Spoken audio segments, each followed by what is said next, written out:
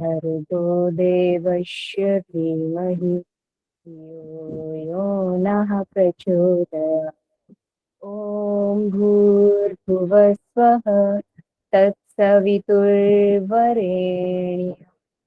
भर्गो देवस्य धीमहि धियो यो नः प्रचोदयात्। ॐ भूर्भुवः स्वः तत्सवितुर्वरेण्यं भर्गो देवस्य धीमहि धियो यो नः प्रचोदयात्। धियो यो नः प्रचोदयात्। धीरे धीरे दोनों हाथों को घर्षण करते हुए आंखों के ऊपर रखते हुए आंखों को खोलेंगे। नमस्ते सभी को। Thank you Kiran ji. Thank you ma'am. चलिए आज की क्लास स्टार्ट करते हैं। सभी का स्वागत है आज की क्लास में।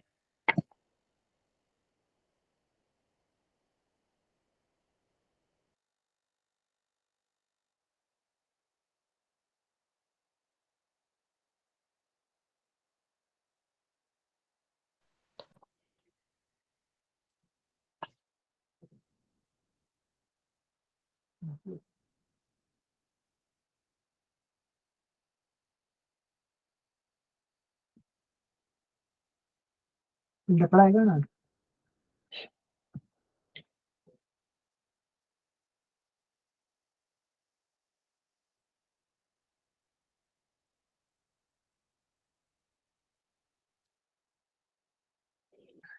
सभी को नमस्ते।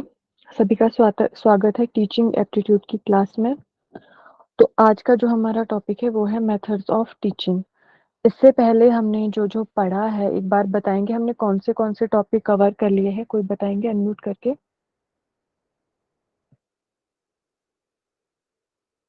हेलो जी मैम। हाँ जी बताइए, हमने इससे पहले क्या क्या पढ़ लिया है टीचिंग एप्टीट्यूड में। स्टार्टिंग से बताना है। हाँ जी शुरू से बता दीजिए जितना भी पढ़ा है आज तक। हमने टीचिंग एप्टीट्यूड का बैच जो स्टार्ट किया था हमने 24 से स्टार्ट किया था, जिसमें कि 24 है तो हमने शिक्षण की अवधारणा और परिभाषाएं के बारे में पढ़ा था। हाँ जी। और फिर हमने इसके बाद हमने 25 में शिक्षण के स्तर को जाना था, जो 3 टाइप्स में थे स्किल हुई थी। और फिर हमने 26 में ये शिक्षार्थी की विशेषताएं पढ़ी थी। हाँ जी। और फिर 27 में हमने घटक पढ़े थे ओनली, जो किशोर शिक्षार्थी और वयस्क शिक्षार्थी के, जिसमें कि 5 घटक थे। और कल हमने पढ़ा था कि शिक्षण को प्रभावित करने वाले कारक जो 7 थे उनको अच्छे से डिफाइन किया था। और आज सब हम पढ़ने वाले हैं। ठीक है, अब इनके अलावा कौन बताएगा कि जो जो हमारे पढ़ने को रहता है सिलेबस देखा होगा ना आप सभी ने। बताइए कोई। करिकुलम के बारे में और इन सब के ऊपर भी रहता है। किसके बारे में। मेथड्स, करिकुलम कैसे सिलेबस डिफाइन बनाते हैं और हाँ जी, और कुछ रहता है देखा है। हाँ जी हाँ जी हाँ जी हाँ, एक सेकंड। हाँ जी बताइए, आराम से बताइए आप। एक सेकंड।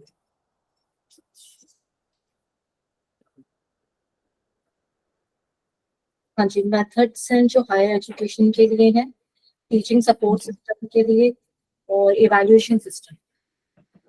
हाँ जी वेरी गुड। अब मुझे ये बताइए जितना हमने आज तक पढ़ लिया उसमें किसी को कोई डाउट तो नहीं है। अगर कुछ है तो अभी बता दीजिए, वो हम पूरा कर लेते हैं फिर आगे बढ़ेंगे। या फिर सब क्लियर है। मेरे लिए तो कोई प्रॉब्लम नहीं है, बेस्ट बता। ठीक है, बाकी अगर किसी को भी कोई प्रॉब्लम है तो वो बोल सकते हैं। मैसेज मुझे दिख नहीं रहा है तो आप बोल के कीजिए। मैम एक कल वो डाउट था ना, अनुदेशात्मक सुविधा 4 नंबर का आपने जो बताया था, कारक अच्छा हाँ शिक्षा जी। के। हाँ, वो हाँ मतलब जी। थोड़ा सा क्लियर कर दीजिए कि वो मतलब संस्था या किसी उससे जुड़ी है या अलग है। देखो, मैंने देखा था हिंदी वाला सिलेबस, उसमें तो संस्थागत ही दिया है, लेकिन मैंने वो ट्रांसलेट किया था तो उसमें अनुदेशात्मक आ रहा है, लेकिन वो होगा संस्थागत ही, क्योंकि उसमें यही आता है कि जो संस्था द्वारा टीचिंग को इफेक्टिव बनाने के लिए जो जो हमें फैसिलिटीज दी जाती है, वो आता है उसमें कि प्रॉपर क्लासरूम होता है, लाइब्रेरी होती है, हाँ। लैब होती है, ये सारी यस चीजें। ठीक यस है। यस मैम, ठीक है। हाँ जी, बाकी ओके। तो नहीं है किसी का डाउट, आगे बढ़े फिर। हाँ मैम। मैम आपकी वॉइस आज भी थोड़ी स्लो है, थोड़े फास्ट कर दीजिए, या मुझे स्लो आ रही है, पता नहीं। मेरी आवाज थोड़ी ऐसी ही है। हाँ जी, बोलिए। सब मैम एक्चुअली इसमें ना मैं जब पढ़ रही थी तो मैं से पूछ रही हूँ, आपने अभी नहीं करवाया है पर कुछ मॉडल्स ऐसे हैं जैसे होम लर्निंग साइकिल है और ऑस्वेल मॉडल है, एडवांस ऑर्गेनाइजर मॉडल है, और कुछ फिलोसफिकल टर्म्स हैं, वो आप कवर करवाएंगे? क्योंकि इसमें जो केवीएस मदान की बुक में है उसमें तो हम्म, दे रखी है, तो क्या हम करें ना करें छोड़े, इसलिए पूछना चाह रही अच्छा, देखो, जो तो हमारे पास रिटर्न में अपना सिलेबस है वो तो अभी मैं बाहर बाहर से करवा रही हूँ, लेकिन इसके अंदर कुछ कुछ चीजें हैं जो इसमें लिखी हुई नहीं है, वो सारी मैं आपको सब लास्ट में करवाऊंगी। जो इसके अलावा बच जाएगा ना, वो 2-3 क्लासेस में उनकी ले लूंगी, जो भी ऐसे मिसलेनियस टॉपिक्स रह जाएंगे हमारे, वो मैं ये सारा खत्म होने के बाद आपको लास्ट में करवाऊंगी। ठीक है। Okay ma'am, okay okay. Ma'am तो हाँ आपके जी। नोट्स मतलब कंप्लीट है ना, अदर बुक से करने की जरूरत नहीं है? नहीं, ऐसा कुछ नहीं है, अभी जितना जितना हो रहा है ये सारे तो नोट्स पूरे हैं। बाकी बाकी भी मैं आपको पूरे ही प्रोवाइड करवा दूंगी। अगर कुछ रहेगा तो आप लोग मुझे बता दीजिएगा, तो फिर मैं उस चीज के नोट्स बना के आपको उसकी क्लास ले लूंगी। ठीक है। हेलो। Okay ma'am. जी जी यस मैम। मैम। हाँ जी, चलिए फिर आज का टॉपिक शुरू करते हैं। अभी सही है आवाज? हाँ मैम, जी अब मैम। सही है। ठीक है जी। आज का हमारा टॉपिक है मेथड्स ऑफ टीचिंग। तो आप सभी ने सिलेबस तो देखा होगा, इसमें हमें दिया गया है teacher centred versus learner centred method, इसके बारे में आज हम पढ़ेंगे। उसके बाद है इस वाले टॉपिक में ऑफलाइन वर्सेस ऑनलाइन मेथड, जिसमें ऑफलाइन में जो आएगा वो सारे यही आ जाएंगे जो टीचर सेंटर्ड और लर्नर सेंटर्ड है। ठीक है, इसमें अलग अलग मेथड्स है, वो सभी मैं आपको डिटेल में करवा दूंगी, उसके मेरिट और डीमेरिट भी करवा दूंगी। ठीक। बाकी जो ऑनलाइन मेथड्स होंगे इसमें यही जो दिया है, स्वयं, स्वयं प्रभा और मूक के बारे में, तो ये सब हो जाएगा हमारा, इसमें 2-3 दिन लगेंगे। ठीक है, तो शुरुआत करते हैं आज के टॉपिक की। हमारा आज का टॉपिक है टीचर सेंटर्ड मेथड्स, यानी शिक्षक केंद्रित विधियां। हम बात कर रहे हैं टीचिंग मेथड्स की, यानी शिक्षण विधियों की। तो इसमें देखते हैं कि टीचर सेंटर जो मेथड्स होते हैं वो कैसे होती है, उनकी क्या विशेषताएं होती है, ये किस तरह से उसमें सारी चीजें होती है। तो सबसे पहले बात करते हैं फोकस। फोकस यानी केंद्र। In teacher-centered methods, the primary focus on the teacher as the central authority figure. The teacher is responsible for delivering information and directing the learning process. यानी क्या कह रहे हैं, शिक्षक केंद्रित तरीकों में प्राथमिक ध्यान केंद्रीय प्राधिकारी व्यक्ति के रूप में शिक्षक पर होता है। शिक्षक जानकारी देने और सीखने की प्रक्रिया को निर्देशित करने के लिए जिम्मेदार है। देखो, सबसे अच्छा उदाहरण जो होता है एक शिक्षक केंद्रित विधि का, वो होता है हमारा लेक्चर मेथड, यानी हिंदी में हम जिसे कहते हैं व्याख्यान विधि, है ना। तो इसमें क्या होता है कि जो प्राइमरी रोल होता है वो टीचर का ही होता है, क्योंकि आप सभी को पता होगा ये बहुत समय से चला आ रहा है जो व्याख्यान विधि है। तो इसमें यही होता है कि टीचर आता है, अपना लेक्चर देता है और चला जाता है, इसमें ज्यादा इंटरेक्शन नहीं होता है। इस वजह से ही इसमें टीचर का रोल प्राइमरी बताया गया है। और जितनी भी सारी चीजें होती है जो भी सीखने वाली होती है या हमें निर्देश देने होते हैं, वो सब टीचर ही देता है। इसमें स्टूडेंट का उतना ज्यादा कुछ रोल नहीं होता, इसमें स्टूडेंट पैसिव होता है और टीचर एक्टिव होते हैं। ठीक। अगला है नॉलेज ट्रांसमिशन, यानी ज्ञान संचरण। The teacher imparts knowledge through lectures, presentations and demonstrations, and students are expect to absorb and memorize the information. यानी शिक्षण व्याख्यान, प्रस्तुतियों और प्रदर्शनों के माध्यम से ज्ञान प्रदान करता है। तो इसमें हमें व्याख्यान देने होते हैं, यानी जो शिक्षक है व्याख्यान विधि से वो पढ़ाता है, प्रस्तुतियों से भी पढ़ा सकता है और प्रदर्शनों के माध्यम से भी उसको अपना जो मटेरियल होता है, टीचिंग मटेरियल, वो दूसरों को देना होता है। ठीक। और छात्रों से जानकारी व्याख्यान व्याख्या है, व्याख्यान क्या होता है? लेक्चर, लेक्चर को कहते हैं व्याख्यान। आपको मेरी स्क्रीन नहीं दिख रही है क्या? दिख रही है मैम, समझ शो नहीं हो पा रही रही है। कि व्याख्यान किसे कहना चाह रही है। अच्छा, यहाँ पे दिया है ना, the teacher imparts knowledge through lectures, और हिंदी में इसको व्याख्यान कहते हैं। जो लेक्चर होते हैं उसी को व्याख्यान कहते हैं, है ना। तो इसमें क्या होता, हाँ जी, तो इसमें क्या होता है, शिक्षण मतलब लेक्चर्स के थ्रू, प्रेजेंटेशंस के थ्रू और डेमोन्स्ट्रेशन मेथड्स के थ्रू करवाता है ना। फिर है कि छात्रों से जानकारी को अवशोषित करने और याद रखने की अपेक्षा की जाती है। इसमें क्या होगा कि जो इसके मेन टीचिंग मेथड्स होते हैं, जो टीचर सेंटर्ड होते हैं, इसमें यही जिसे कहते हैं हम लेक्चर यानी व्याख्यान, प्रेजेंटेशंस के थ्रू करा सकते हैं जिसे हम प्रदर्शन विधि कहते हैं, और जो अगला है वो है डेमोन्स्ट्रेशन, सॉरी, प्रेजेंटेशन प्रस्तुति होगा, डेमोन्स्ट्रेशन प्रदर्शन होगा। इन विधियों से हम टीचिंग करवा सकते हैं। और इसमें हमें ये अपेक्षा रखनी होती है छात्रों से, या जो टीचर होते हैं वो ये अपेक्षा रखते हैं कि जितनी भी हमने जानकारी दी है, चाहे वो लेक्चर के थ्रू दी है, चाहे प्रेजेंटेशन के थ्रू है, या फिर डेमोन्स्ट्रेशन के थ्रू, वो सारी वो समझे और उसको याद रखे। ये वाली स्लाइड ओके है? किसी कोई डाउट इसमें? मैम थोड़ा सा एक बार और बता देंगे, यहाँ थोड़ा डिस्टरबेंस के कारण मैं क्लियर सुन नहीं पाई। हाँ जी, मैं बता देती हूँ। देखो, हम पढ़ रहे हैं टीचिंग मेथड, तो हम सबसे पहले आज हमने पढ़ा टीचर सेंटर्ड मेथड यानी शिक्षक केंद्रित विधियां। तो इसकी हम विशेषताएं पढ़ रहे हैं, इसमें होता क्या है उसके बारे में पढ़ रहे हैं ना। तो सबसे पहले है फोकस।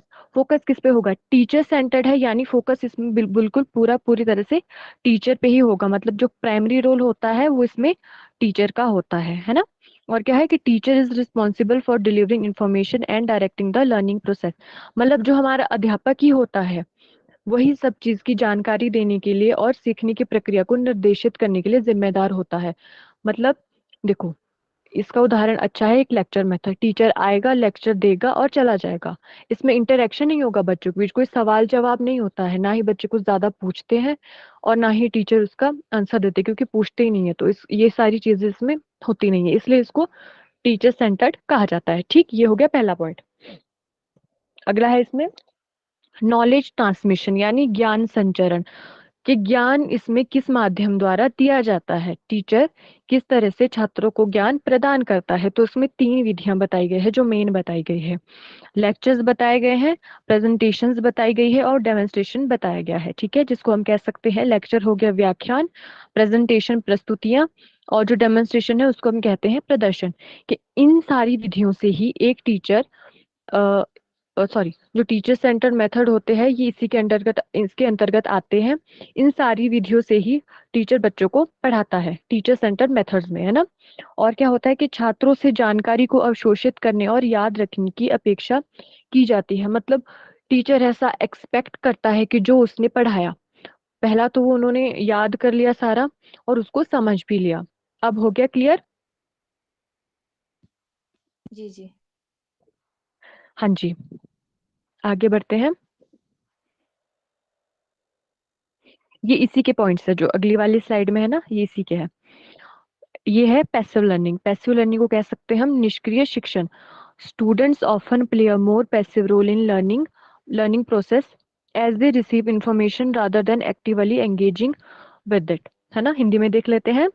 छात्र अक्सर सीखने की प्रक्रिया में अधिक निष्क्रिय भूमिका निभाते हैं क्योंकि वे सक्रिय रूप से संलग्न होने के बजाय जानकारी प्राप्त करते हैं। अब इसका उदाहरण ले सकते हैं हम प्रेजेंटेशन से। मान लो कोई प्रेजेंटेशन चल रही है हमारी क्लास में, तो उसमें जो भी प्रेजेंटेशन चल रही है टीचर उसको एक्सप्लेन कर रहे हैं, बता रहे हैं। बाकी उसमें बच्चों का ऐसा कोई रोल नहीं है कि वो एक्टिव पार्टिसिपेंट्स है, वो इसमें पैसिव होते हैं, जो हमारा टीचर सेंटर्ड होता है। इसलिए उनको कह सकते हैं कि वे निष्क्रिय भूमिका निभाते हैं, क्योंकि वो बस जानकारी ले रहे होते हैं, उसमें पूरी तरह से सक्रिय नहीं है कि कुछ पूछ रहे हैं जहाँ समझ नहीं आ रहा है या उनको कुछ अलग तरीके से करवाया जा रहा है। जैसे कि हो सकता है इसका एग्जाम्पल यही हो सकता है, प्रेजेंटेशन वाला हो गया, डेमोन्स्ट्रेशन वाला हो गया। ठीक, उसके बाद बात करते हैं असेसमेंट की। असेसमेंट होता है मूल्यांकन, कि मूल्यांकन कैसे होता है इसमें। Evaluation is typically based on standardized tests and exams that measure how well students can recall the information taught by teacher. यानी हिंदी में देख लेते हैं एक बार। मूल्यांकन आम तौर पर मानकीकृत परीक्षणों और परीक्षाओं पर आधारित होता है जो मापते हैं कि शिक्षक द्वारा सिखाई गई जानकारी को कितनी अच्छे तरह से याद कर सकते हैं। मतलब वही है, इसमें किसी भी प्रकार का हो सकता है, रिटन टेस्ट हो सकते हैं, ऐसे टाइप हो सकता है, इस टाइप के इसमें मूल्यांकन के जो हमारे कह सकते हैं मूल्यांकन हो सकता है ना। तो इसमें बस हमें यही देखना होता है कि जो चीज हमने कराई है बच्चों को एक टीचर होने के नाते, वो उस जानकारी को कितना याद रख पाए हैं या उसको कितना अपने दिमाग में अवशोषित कर पाए हैं, है ना। फिर है ट्रेडिशनल अप्रोच यानी पारंपरिक दृष्टिकोण। This method is more aligned with the traditional didactic style of teaching. यह विधि शिक्षण की पारंपरिक उपदेशात्मक शैली के साथ अधिक मेल खाती है, क्योंकि जो पुराने समय में हम देखते हैं कि पुराने समय से जो चली आ रही है एक व्याख्यान विधि या लेक्चर मेथड हम जिसे कह सकते हैं, ये उससे पूरी तरह से मेल खाती है। क्योंकि पुराने समय में ज्यादातर ऐसे होता था, मैं पूरी तरह तो नहीं कह सकती क्योंकि कई जगह पर सवाल जवाब भी होते थे, ज्यादातर ऐसे होता था कि टीचर आ रहे हैं, अपना जो उन्होंने पाठ तैयार किया है उसको बच्चों को करवा रहे हैं, उसमें कोई इंटरेक्शन नहीं होता था, फिर जा रहे हैं, बस इतना ही होता था। तो हम इसको ऐसे समझ सकते हैं कि जो हमारा यह टीचर सेंटर्ड है, ये पूरी तरह से एक पारंपरिक दृष्टिकोण पर आधारित है। ये वाला क्लियर है? हेलो, जी मैम। ठीक है।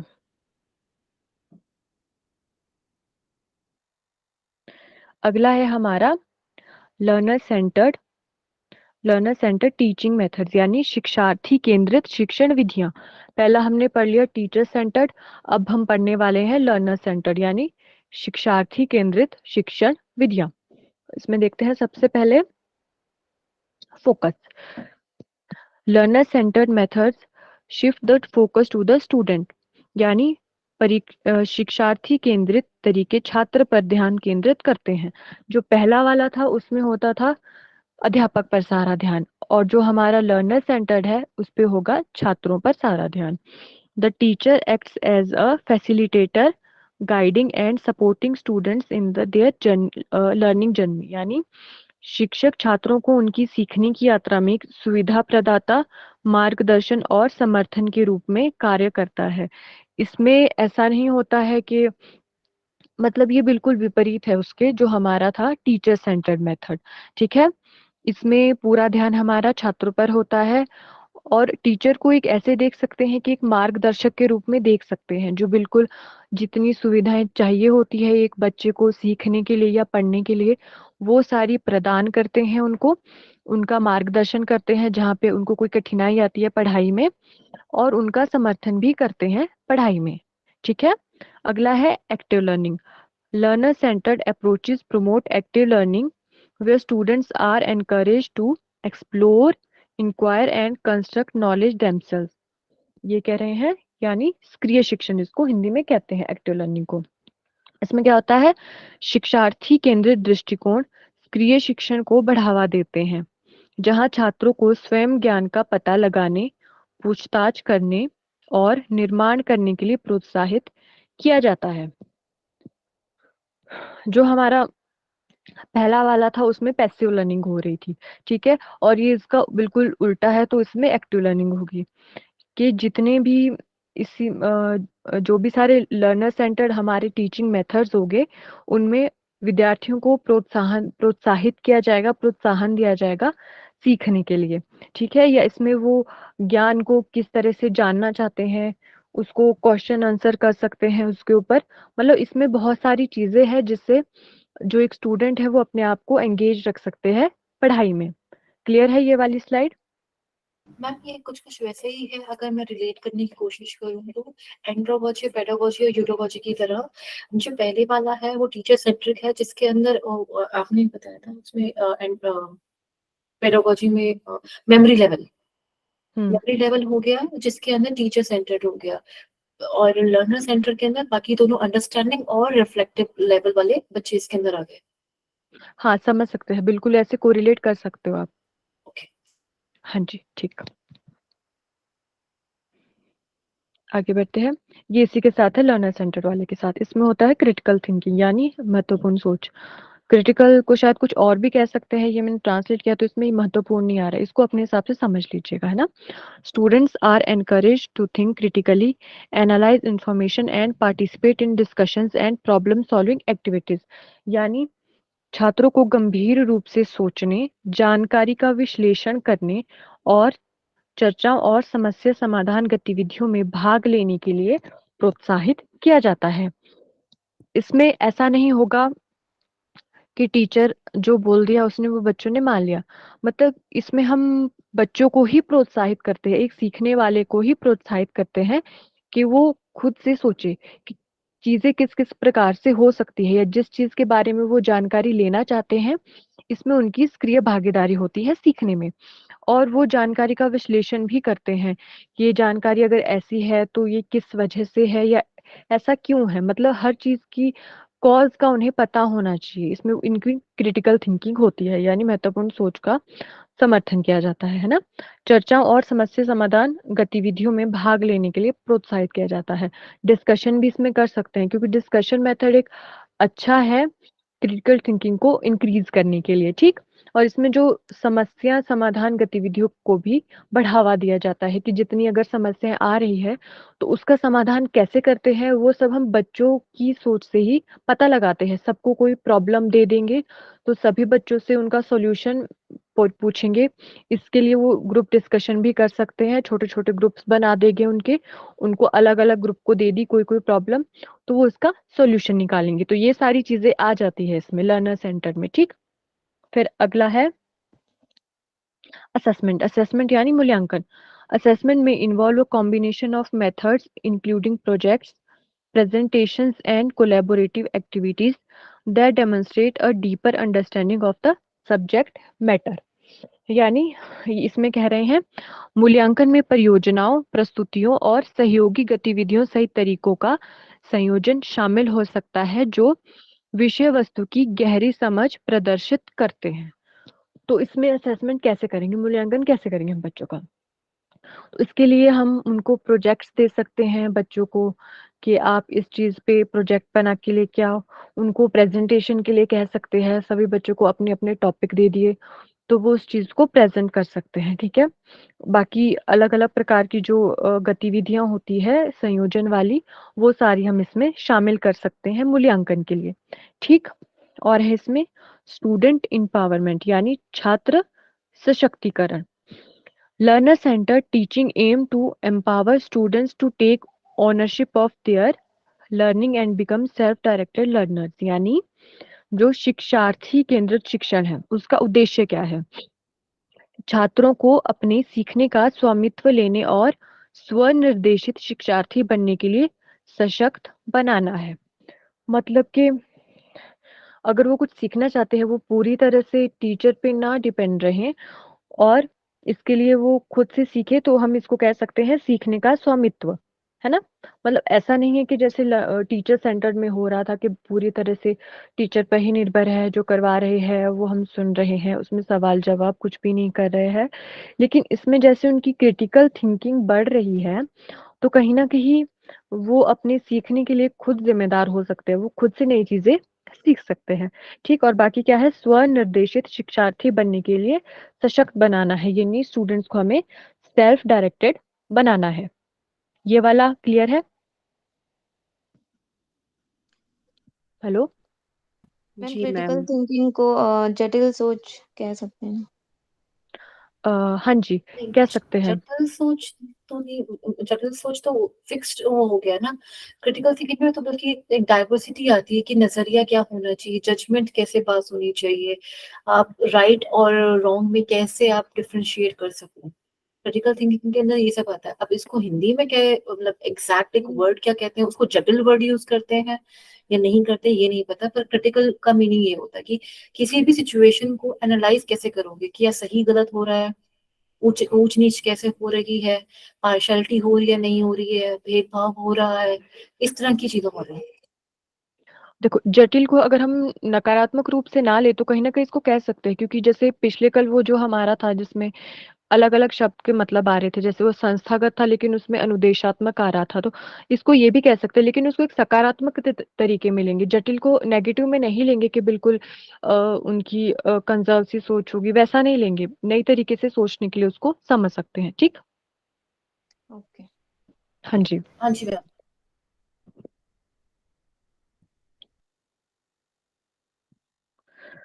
अभी देखते हैं शिक्षण के अलग-अलग तरीके कौन से हैं, ठीक है? Methods of teaching. इसमें आता है सबसे पहला जो है लार्ज ग्रुप टीचिंग मेथड्स, यानी बड़े समूह की शिक्षण विधियां, जो हम बड़े समूह को अलग प्रकार से करवाएंगे, जो छोटा समूह होगा उसको अलग करवाएंगे, मतलब जैसे जैसे सिचुएशन होगी उस हिसाब से हमें करवाना है, तो उसके ये तरीके बताए गए हैं, ठीक? पहला हो गया। दूसरा है स्मॉल ग्रुप टीचिंग मेथड्स, यानी छोटे समूह की शिक्षण विधियां। और तीसरा है इंडिविजुअलाइज टीचिंग मेथड्स, यानी व्यक्तिकृत शिक्षण विधियां।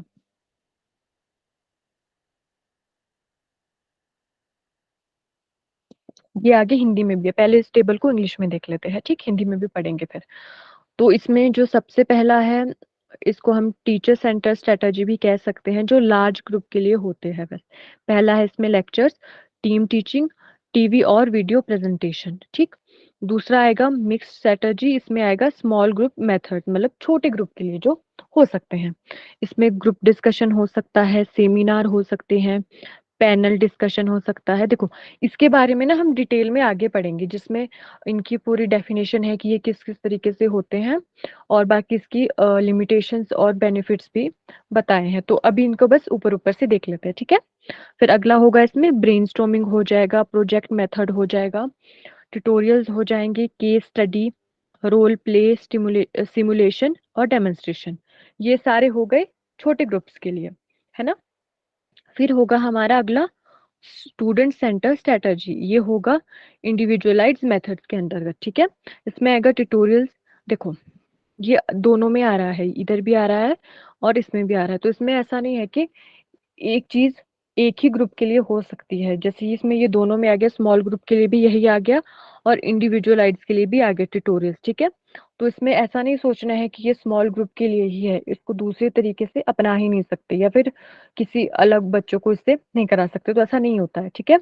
फिर आ जाएगा असाइनमेंट्स भी दे सकते हैं, प्रोजेक्ट वर्क, ये भी आ गया फिर से, case study, programmed instruction, computer assisted learning, interactive videos, open learning, personalise system of instruction, जिसे हम शॉर्ट में कहते हैं पीएसआई। फिर है ह्यूरिस्टिक मेथड। ये सारे हो गए जो अलग अलग हमने डिवाइड किए हैं अलग अलग कैटेगरी में, ठीक है? अब इसको हिंदी में देख लेते हैं। तो सबसे पहले है इसमें शिक्षक केंद्रित रणनीति, जिसे हम बड़े समूह के लिए अपनाते हैं। इसमें हो गया व्याख्यान, टीम शिक्षण, टीवी या वीडियो प्रस्तुति। मिश्रित रणनीति जो होती है वो होती है हमारे छोटे समूह के लिए, है ना? इसमें होता है सामूहिक चर्चा, संगोष्ठी, पैनल चर्चा, बुद्धिशीलता, परियोजना विधि या कार्य, ट्यूटोरियल, व्यष्टि अध्ययन, रोल प्ले, सिमुलेशन और प्रदर्शन। ये हो गया मिश्रित रणनीति छोटे समूह के लिए, ठीक? तो अगला देखते हैं शिक्षार्थी केंद्रित रणनीति। इसमें आता है व्यक्तिगत शिक्षण विधि, है ना?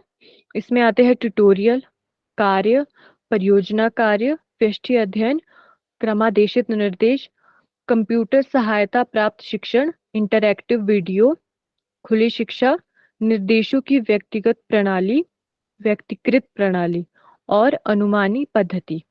ये सारे हो गए शिक्षार्थी केंद्रित रणनीति के अकॉर्डिंग, ठीक है? ये सारा हो गया क्लियर? जी हेलो? मैम, पर एक क्वेश्चन है जो किसी ने मैसेज बॉक्स में लिखा है, गौरव भट्टी जी ने, हाँ रिगार्डिंग जी। लास्ट ऑप्शन जो है लर्नर सेंटर में 10th पॉइंट यूरिस्टिक मेथड के बारे में। क्या क्वेश्चन है, आप बता दीजिए। यूरिस्टिक मेथड क्या होता है? गौरव जी, अभी मैंने कहा ना, ये सारी चीजें मैं एक्सप्लेन करूंगी, जो ये मेथड्स हैं इनको अलग अलग पढ़ेंगे, ठीक है? जी। हाँ जी। तो आज के लिए इतना ही रखते हैं हम लोग। बाकी हम कल से लेक्चर मेथड शुरू कर देंगे, तो इसके हम सारे पढ़ेंगे, एडवांटेजेस पढ़ेंगे, लिमिटेशंस पढ़ेंगे। ये हम मंडे से पढ़ेंगे, ठीक है? तो जितना भी हमने आज तक पढ़ा है वो सारा पढ़ के आइएगा, मैं मंडे को आप लोगों से पूछूंगी। अब मुझे बताइए, जो आज हमने पढ़ा इसमें तो नहीं है किसी को कोई डाउट?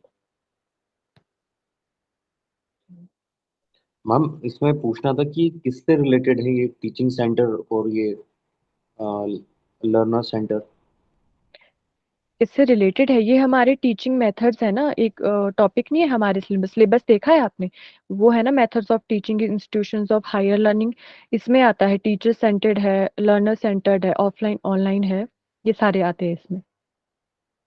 मैम सिलेबस के अकॉर्डिंग तो लिखा है जैसे उच्च अधिगम संस्थाओं में शिक्षण पद्धति, तो उसकी उसके अंदर ये सारी चीजें आएंगी कि, लेकिन उसके टॉपिक के अंदर तो लिखा है अध्यापक केंद्रित बनाम शिक्षार्थी केंद्रित पद्धति।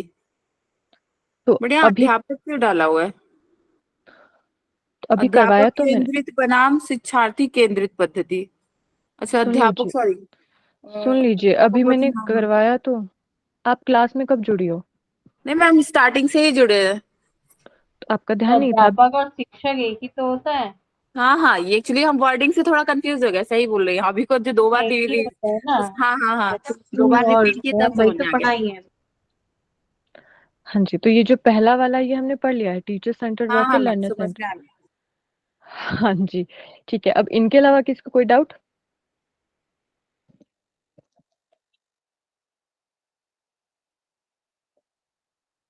हाँ चलिए, कोई डाउट नहीं है, फिर आपसे क्वेश्चन पूछ लेते हैं।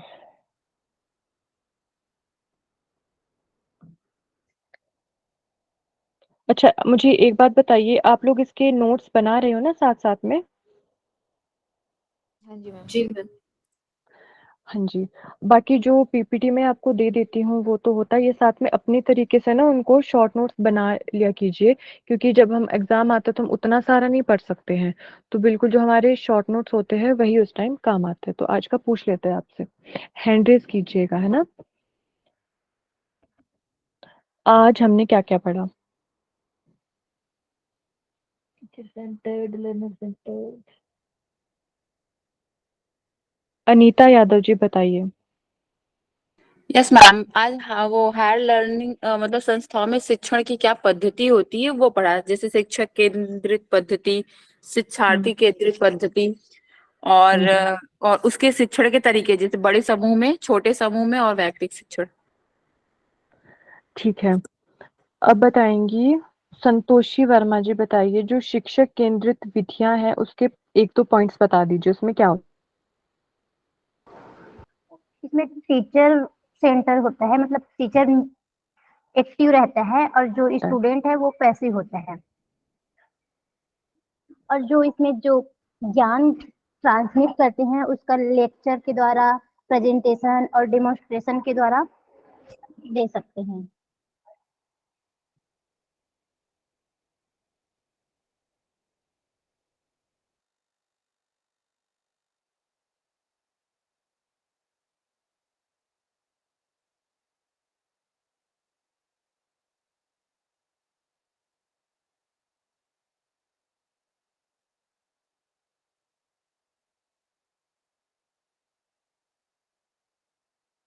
आवाज नहीं आ रही।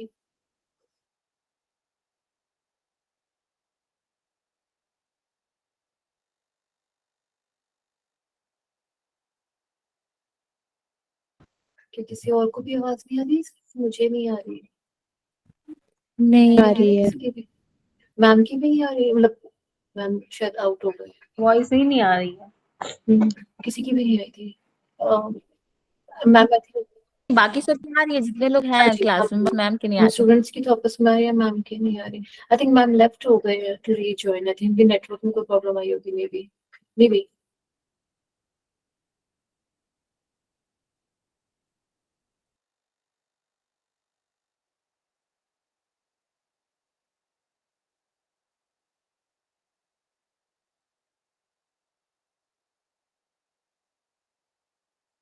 बहुत से लोग तो लेफ्ट भी हो गए हैं। क्या करें, लेफ्ट हो जाए? नहीं है तो मैम रीजॉइन करेंगे, वो मे भी नेटवर्क की प्रॉब्लम आई हो और हमें इन्फॉर्म ना कर पाए मैम, है ना। तो हमें लेफ्ट नहीं करना चाहिए। I think we should wait for the next for 2 or 3 minutes, फिर देखते हैं। ओके।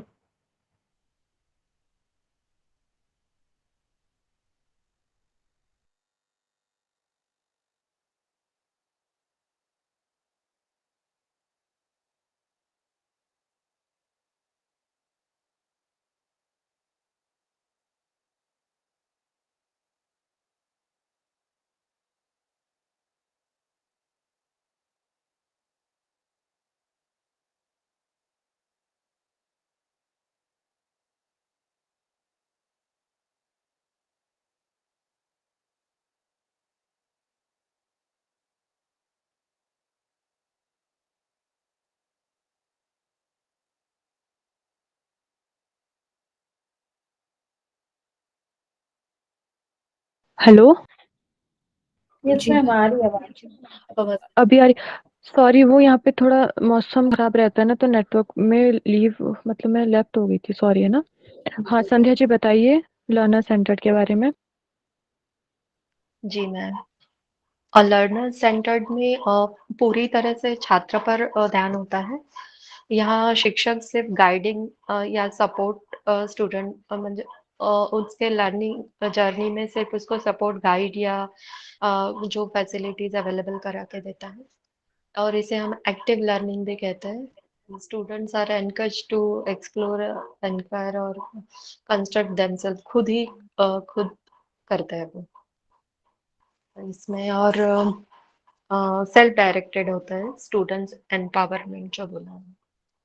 और यहाँ मूल्यांकन होता है वो प्रोजेक्ट्स या प्रेजेंटेशन या जो संयोजन वाली गतिविधियाँ, इस टाइप से मूल्यांकन होता है।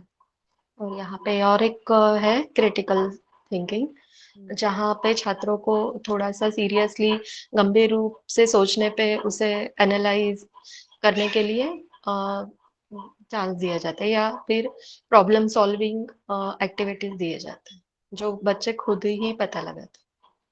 हाँ जी, वेरी गुड।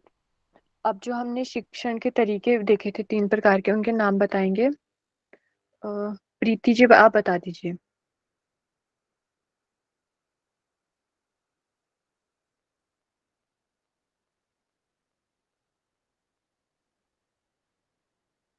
हेलो, मेरी आवाज आ रही है आप लोगों को? आ रही है जी मैम। जी मैम। जी मैम। अच्छा, प्रियंका पांडे जी, आप बता दीजिए।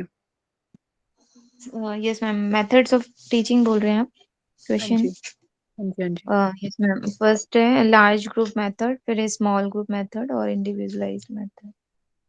ठीक है, किरण यादव जी, जो लार्ज ग्रुप मेथड्स है उसमें क्या क्या आएगा? उसमें टीम टीचिंग, लेक्चर और वीडियो प्रेजेंटेशन। ठीक है, और जो स्मॉल ग्रुप के लिए है उसमें कौन से मेथड्स होंगे? हैंड रेज कीजिए। चलिए, ओम प्रकाश जी, आप बता दीजिए। सामूहिक चर्चा, संगोष्ठी, पैनल चर्चा, बुद्धिशीलता, परियोजना विधि आकार, ट्यूटोरियल, व्यष्टि अध्ययन, रोल रोल प्ले और सिमुलेशन प्रदर्शन। ये 10 पॉइंट्स हैं। हाँ जी, और जो हमारा स्टूडेंट सेंटर था उसमें कौन से मेथड्स आएंगे? हैंड रेज, नीलू सोनी जी, आप बता दीजिए।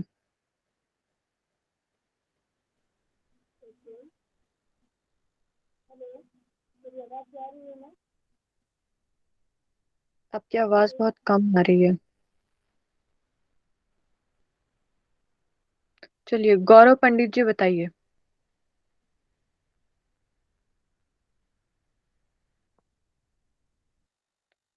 इसमें आएगा मैम इंडिविजुअलाइज्ड टीचिंग, असाइनमेंट आ गया, project work, interactive video, open learning, heuristic method, ये सारी। अच्छा, हाँ जी, ठीक है, ये सब आएगा। क्लोजिंग प्रेयर कौन करवाएगा?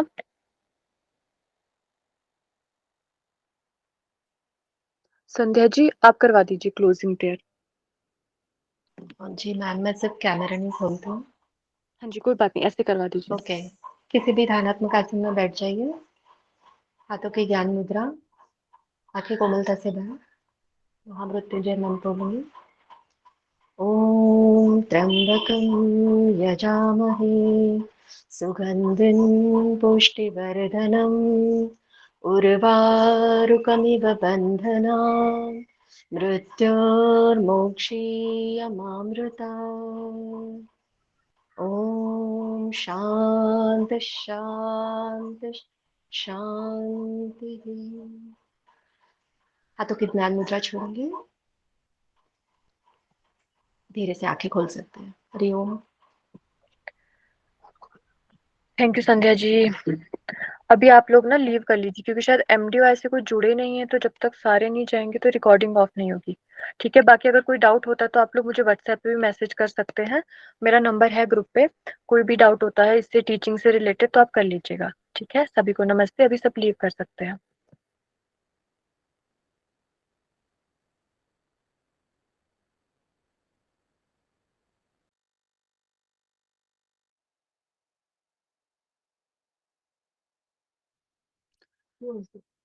प्रियंका जी और कौशल्या जी क्लास लीव कीजिए प्लीज, नहीं तो रिकॉर्डिंग नहीं ऑफ होगी।